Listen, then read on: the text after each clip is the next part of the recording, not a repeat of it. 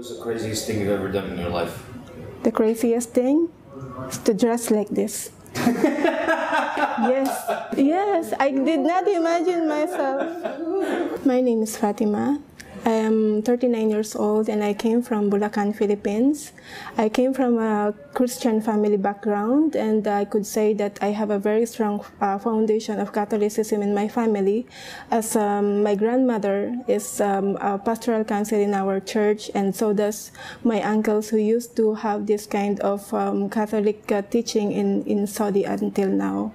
As for myself, I was able to teach also catechism in my secondary years, whereby I was able to teach the elementary pupils about religion as well. Before, I could recall myself saying that I hate Muslims because what my impression about them is that they were people of terrorism. I was just living opposite of this center, and outside of this center it says Beauty of Islam. Out of curiosity, I came in without planning, and I just took my courage to at least defend my religion. I would defend Papa Jesus, as I would call him that time, and I would defend Mama Mary because I used to call them during the time whenever I pray. So it was my intention to defend myself as a Christian that time. When I came here and I started to listen, I was really trying to deny whatever I heard from the Sheikh, because whatever he said that time was actually acceptable in my own logical thinking, but I don't have the courage to accept it verbally. It was a realization on my part that there's something wrong in my belief. I scared about the rejection of my family. As I have said, I came from a very religious background. I came from a very strong Catholic family. And from the time that I realized that my grandmother would be hurt, my uncle would get upset, and they may reject me as a family member, that really was a big factor on my part. I was afraid of transforming myself into something that I don't, and I was not really prepared of. I find myself here again, and then everything is settled, but I am not aware that am I going to accept Islam as my religion, because the fear of rejection is really stronger than my plan of conversion.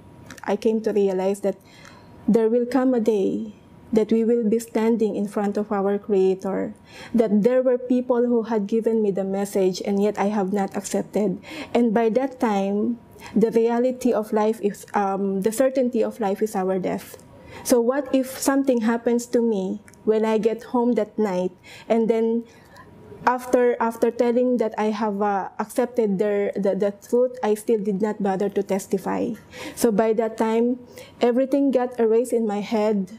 My family, my children, everything, my friends, the fear of rejection just totally erased. And then I happened to feel like I'm imagining myself standing in front of my Creator, and that is the time when I made my Shahada.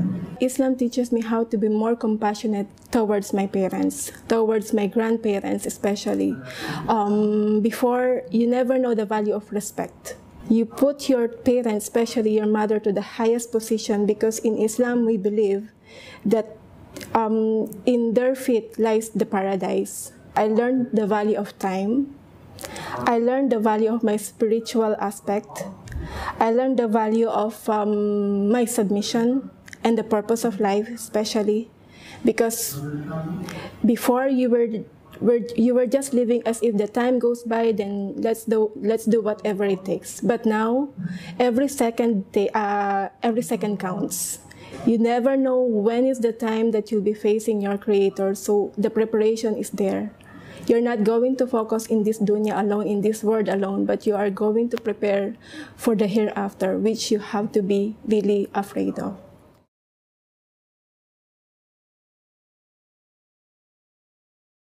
Being rejected by people is not at all a means for you to deny that there is only one God. And the only turning point that we can assure of our salvation is to submit to His will and be a Muslim.